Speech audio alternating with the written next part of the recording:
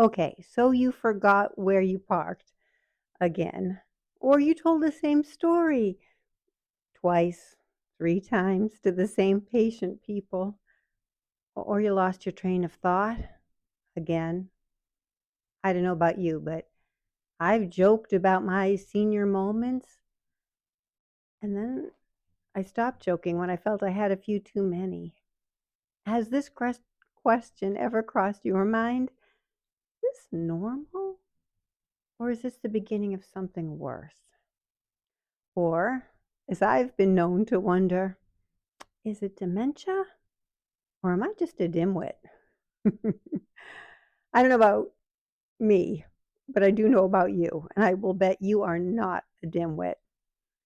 But does that necessarily mean it's dementia? I thought so, but I know better now. Those symptoms, those exact same symptoms, can show up in three very different conditions. One of them doesn't usually get worse, and one might, but not always. And the one that we fear the most, it turns out it's not as hopeless as we all think. Let's start here. The three conditions we need to know are functional cognitive disorder, FCD, MCI, mild cognitive impairment, and of course, Alzheimer's disease. That's the scary one. You've never heard of FCD? You're not alone. I just learned about it for the first time about a month ago. It is a relatively new diagnosis, and for years it was often mistaken for early Alzheimer's. Now, all three of these disorders can look similar at first. Symptoms include forgetfulness, trouble focusing, losing track of time, losing track of conversations, but they are not the same condition. All right, let's clear something up. Some brain blips are a normal part of aging. Slower recall, maybe needing a beat to find the right word. According to my primary care doctor, these can be totally normal. But when you are forgetting you've had entire conversations, if your brain fog is getting worse, if people around you are beginning to notice changes, that's not just normal aging. That is worth a closer look. So we'll start with FCD. This is not dementia. Your brain is not degenerating, but it feels like it's failing. You forget names, you get distracted, you lose your train of thought, and you notice it. In fact, that is a signature sign of FCD, that the person affected is usually far more distressed about these lapses than those around him or her. It often shows up in people who are under stress, feeling burnt out and sleep deprived. Sleep is so important. These are often perfectionists, and they might be someone who's recovering from a mild brain injury. Here's the hopeful part. Most people with FCD do not progress to dementia. In fact, some improve. How many? That's hard to say. Different studies use different tools and follow-up time varies. But one clinical trial found that about 1 in 3, between 20 and 40%, report improvement, especially when anxiety and sleep are addressed. There is still a lot we don't know, but here is what we do know. FCD is real. It's not in your head, but it is not a life sentence either. Okay, next. I hadn't heard of this either. Have you heard of this one, mild cognitive impairment? Drop a note if you're way ahead of me on this. I'd never heard of MCI either. Okay, this one lives in the middle ground. It is more than brain fog. It is measurable. It is real, but it is not dementia yet. You are still living independently, but your memory, your focus is not what it used to be. And people around you might notice. Now, here's the part that often gets missed. Most people with MCI do not go on to develop Alzheimer's. In fact, less than 20% do each year. Some with MCI even improve. MCI can show up after illness, poor sleep, too many medications, or a blood sugar roller coaster. In many cases, excuse me, in many cases, a warning flag, it is a warning flag, not a final verdict. So, cleaning up your health habits can help. Inconvenient? Well, sure, if you like your late nights and your popcorn. Many of us do, but not as inconvenient as not being able to trust your brain anymore. Effort now could save your brain later. Okay, and finally there's Alzheimer's, the one we all dread, the one I thought was the only game in town, the one I thought was a death sentence. You've heard the usual. Alzheimer's is a progressive disease. Alzheimer's is genetic. Do you have that gene, that ApoE4?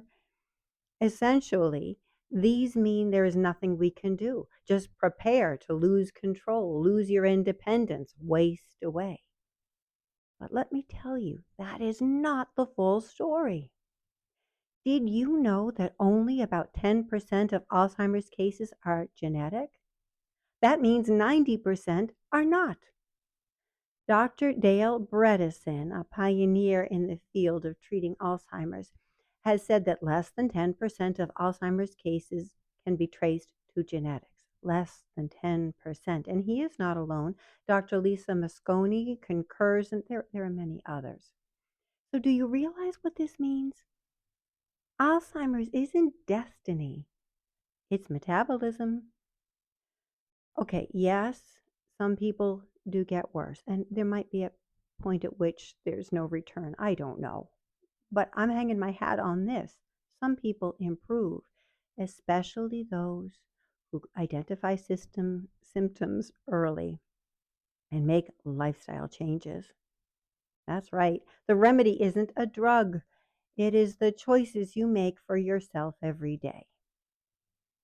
And the research on this is clear. Alzheimer's is tied to insulin resistance, chronic inflammation, poor sleep, nutrient deficiencies, the list goes on. This is not just about memory. This is about what your whole body and brain have been dealing with for decades.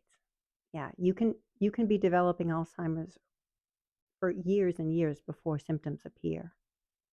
Okay, let's zoom out because FCD, MCI, and Alzheimer's, they all have different names, but the same patterns, especially early on, show up again and again.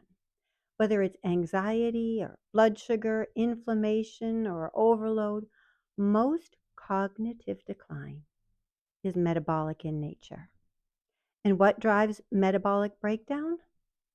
Chronic inflammation, which leads to chronic disease, including brain diseases like the most feared Alzheimer's.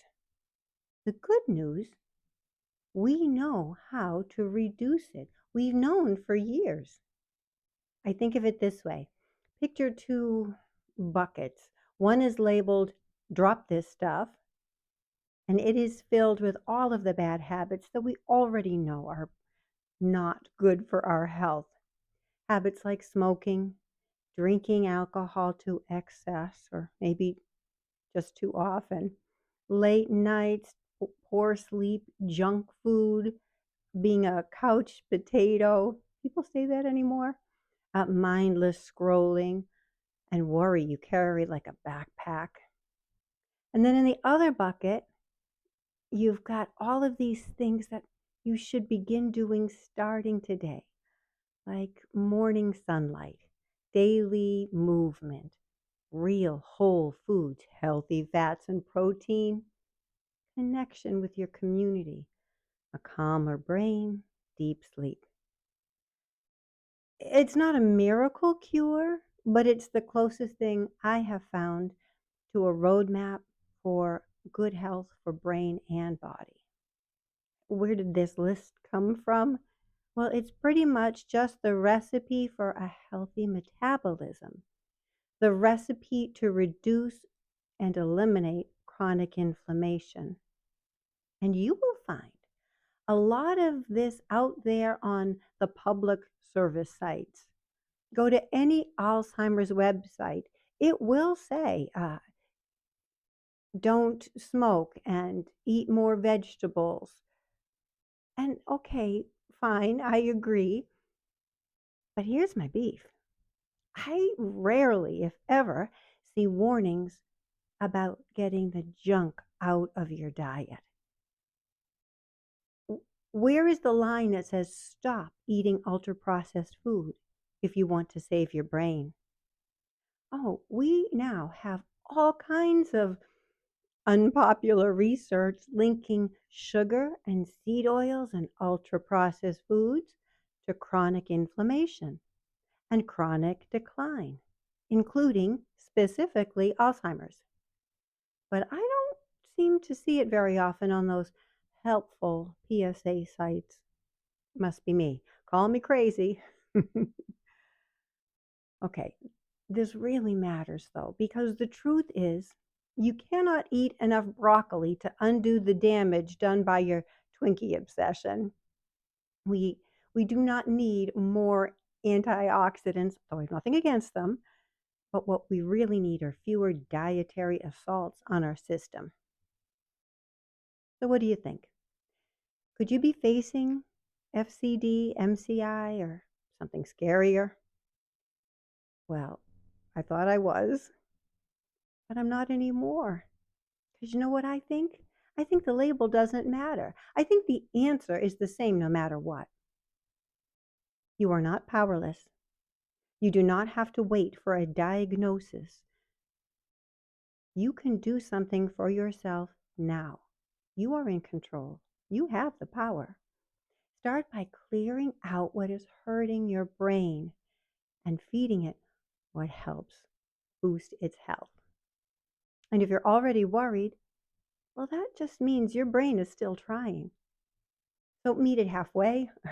Okay, I'm sorry, I'm so preachy. Obviously, this is close to my heart. I'm Eileen. I reversed the worst of what I thought were early Alzheimer's symptoms through a clean, low carb diet and healthy habits. If you're interested in learning more, I now have a free guide, 7 Days to a Clearer Mind, because it's not just about what's happening to your brain, it's about what you are doing for your brain and your body every day. Thank you for spending time with me today. Thank you for liking my video, commenting on my video, sharing my video. Are you subscribed? Until tomorrow, stay strong, wise, kind, and good. Choose good food for good health.